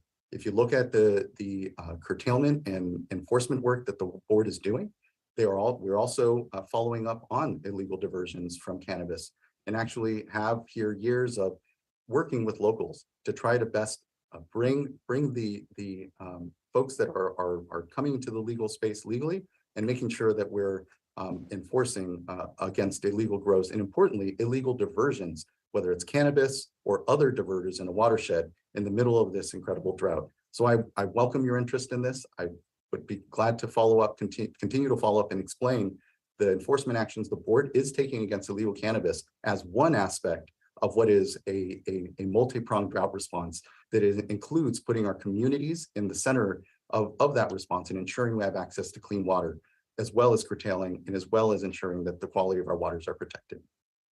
Well, I appreciate that, but everything I represent is north of Sacramento, so I can't speak to how much the board might be enforcing in, Southern California, but we're not seeing it in the north. I have specific numbers. I can pull them up and share them certainly with you, of dozens of inspections and current violations that we're pursuing. I have to be careful. I'm actually firewalled from a lot of that enforcement work because I have my role here is ultimately as a judge if there is any disputes amongst that enforcement work. But I know, and we have statistics around specifically in the Scott and the Shasta and up in the Siskiyou County, the enforcement work that we've been doing.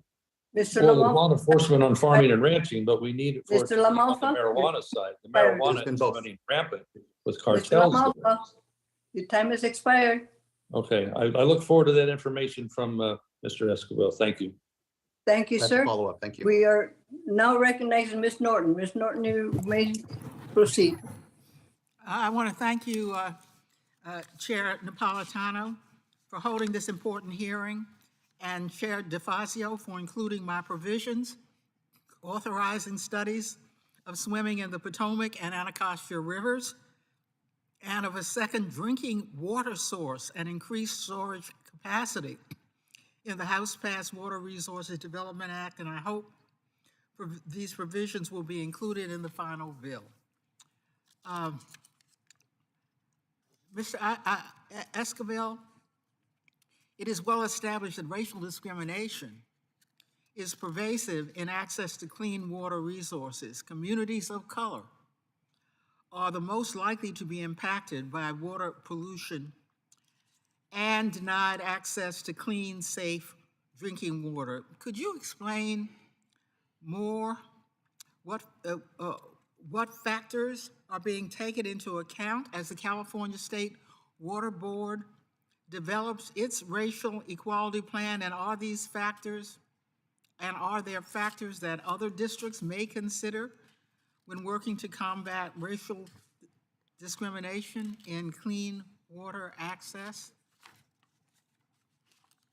Thank you so much, Congresswoman, for the question. And I think I'll start by saying, so much of our work, the most important part is actually seeing communities. There on the drinking water side, the leadership of the State Water Board, but importantly with communities, with water agencies, with Californians, developed a drinking water needs assessment where we looked at the technical, managerial, financial capacity of systems, their violations. We at the State Water Board actually regulate nearly 3,000 water systems in the state of California. And altogether, we have somewhere, and those are community water systems, we have 7,000 public water systems. And those vary from Los Angeles to San Francisco, very well-resourced, large agencies, sophisticated agencies, to those that are serving below 500 connections, smaller agencies, part-time boards, and a real challenge with access to clean water.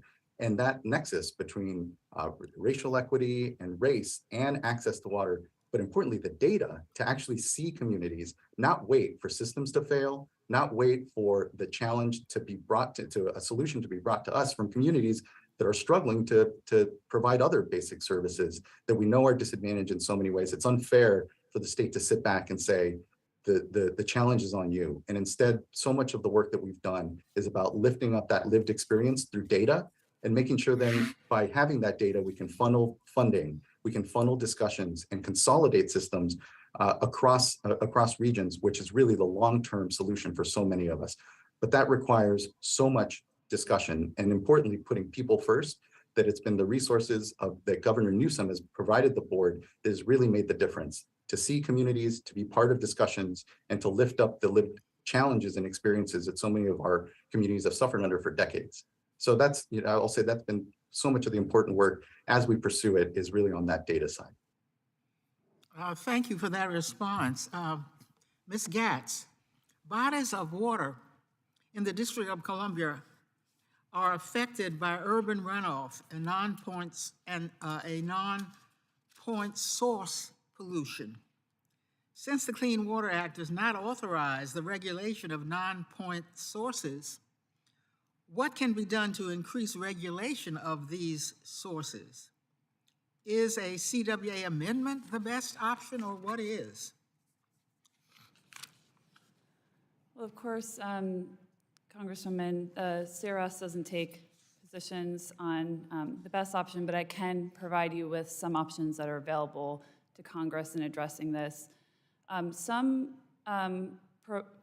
proponents will argue that regulation of non-point sources is something that should be pursued, and that there's a disproportionate amount of pressure on point sources to reduce discharges.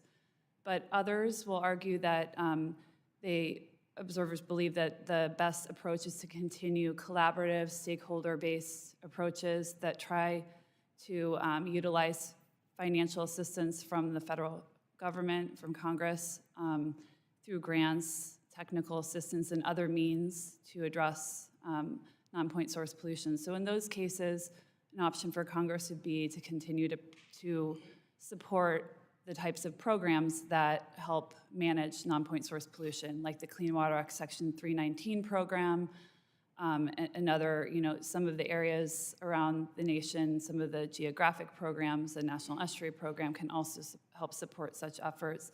And even the Clean Water SRF, which we've talked a lot about today, also does have eligibility for those types of projects as well.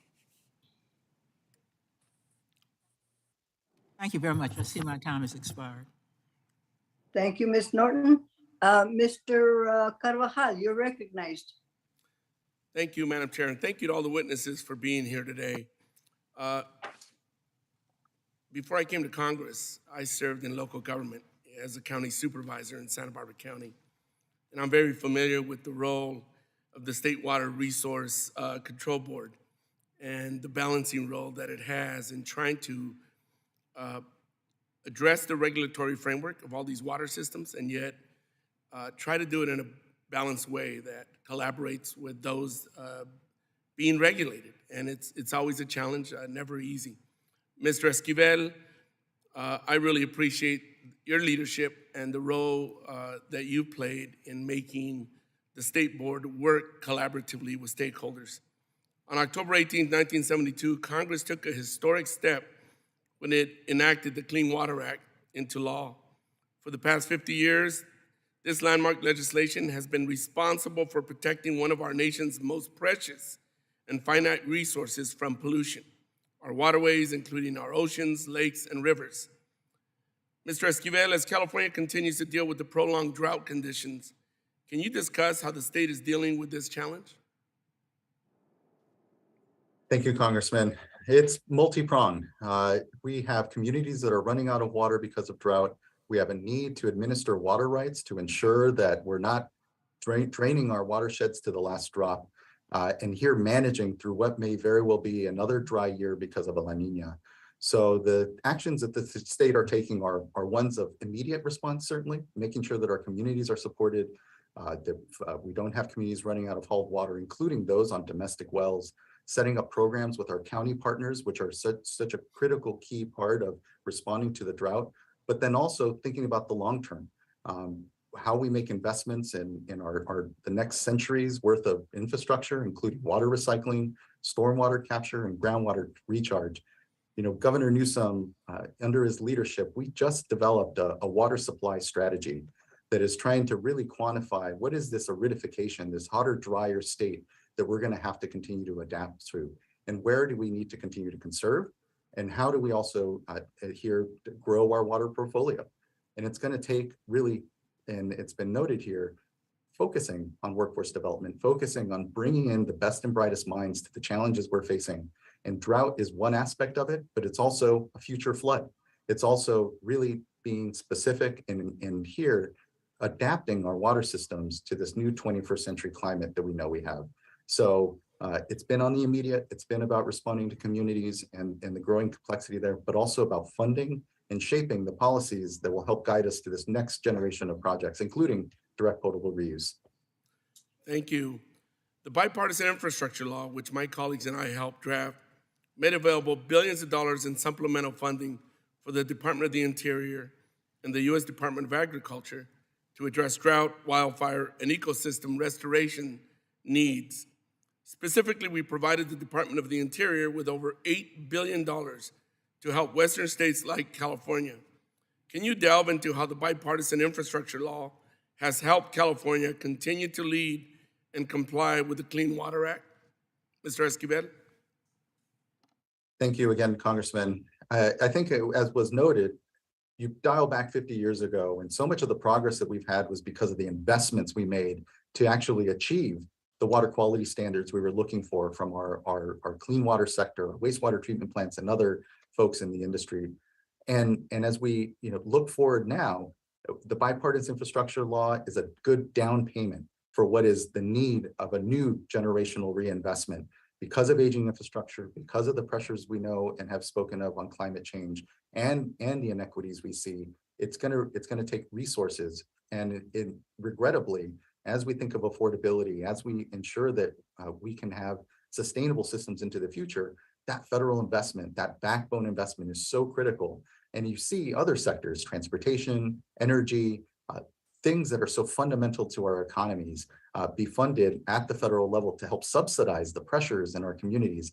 And we saw a regression of that on the clean water side, on the drinking water side, from those historic investments in the 70s. Now is the time and what the bipartisan infrastructure law has done is energized so many of the discussions, because with the resources to actually invest, it's bringing people to the table, it's bringing communities and other interested parties to figure out how we accomplish this huge goal. Thank you. With the limited time, Ms. Sosi, thank you for your testimony today. Since I'm the last one, may I have 30 extra seconds, Madam Chair? You may. Thank you very much. Ms. Sosi, thank you for your testimony today. Can you discuss what are the biggest challenges tribes face in providing clean water to their communities? Thank you, Representative. There are several challenges. I am happy to get you and your office a list, given the limited amount of time, but funding, infrastructure, and regulation are some of the biggest ones that I've noticed in my capacity. Thank you very much, Madam Chair. I yield back. Thank you very much, Mr. Carvajal. Ms. Gonzalez Colon, do you wish to speak? Yes, ma'am. You're recognized. Thank you, ma'am. Mr. Ross, as many of us here today know, Puerto Rico is still in the midst of responding to Hurricane Fiona, which has dropped more than 20 inches of rain in part of the island, and it has continued to rain.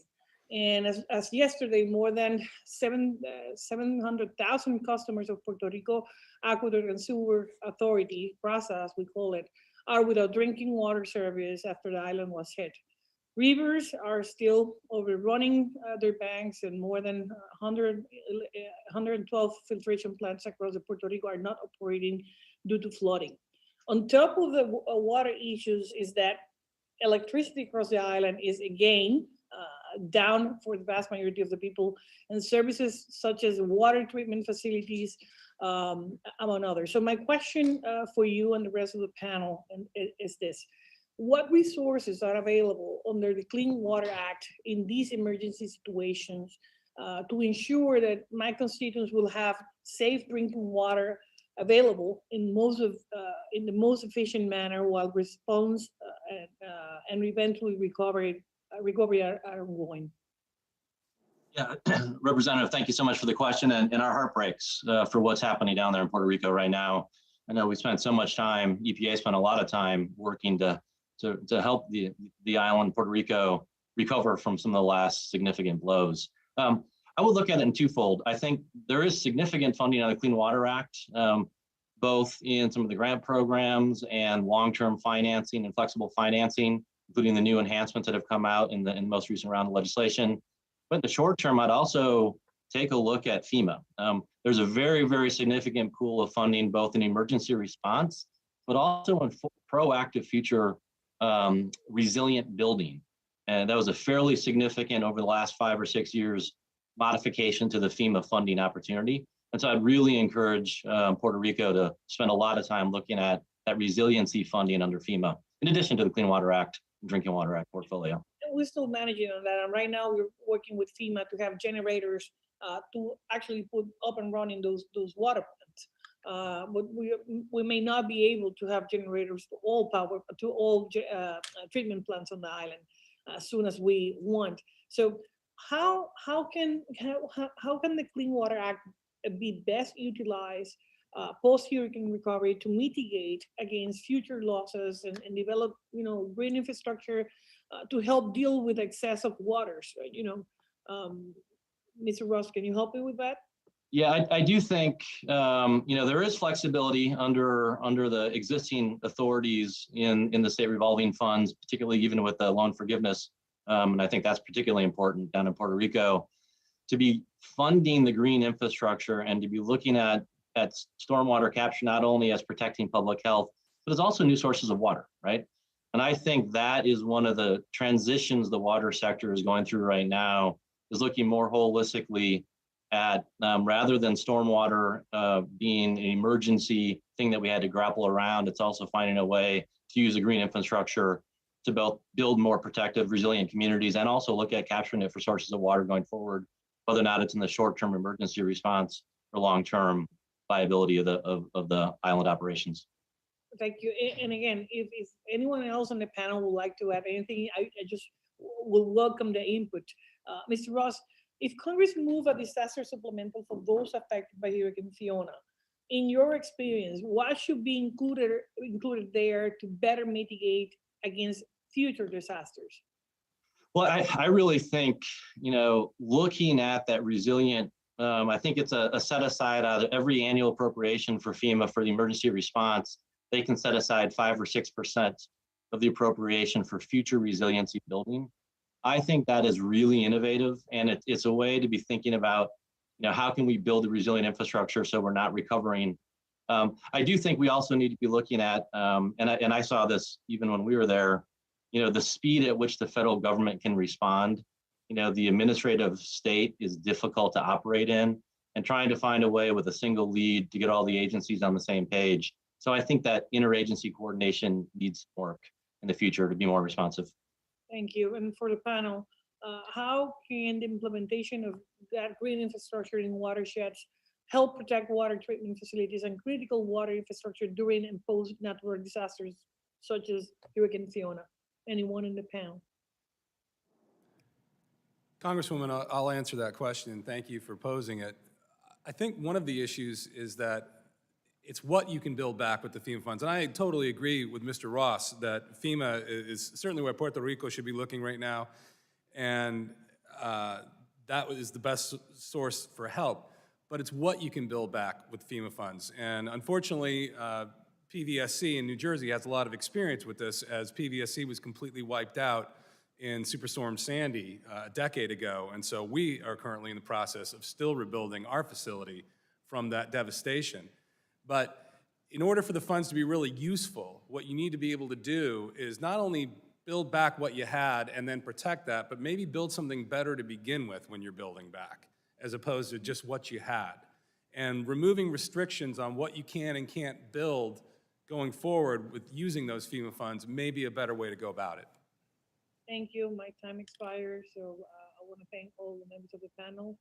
Madam Chair, I yield back. Thank you, Madam. I listened with great intent, but we want to make sure that Native Americans and the communities of colors have more focus from especially the Army Corps and the EPA, as Ms. Norton indicated. It's time that they got recognition that they have been overlooked. And we certainly want to celebrate the 50th anniversary of the Clean Water Act next month. And I think we have learned a lot from the highlights and lessons learned from the witnesses. And I thank them very much for their input. It's a good hearing, but I also want to thank our post staff for putting it together for us. And I ask unanimous consent that the record of today's hearing remain open until such a time as our witnesses have provided answers to any questions that may be submitted to them in writing. And I also ask for unanimous consent that the record remain open for 15 days for any additional comments and information submitted by the members or witnesses to be included in the record of today's hearing. Without objection, so ordered. I also would like to thank our witnesses again for your valuable testimony today. It's very insightful and enlightening. And if no other members have anything to add, the committee stands adjourned.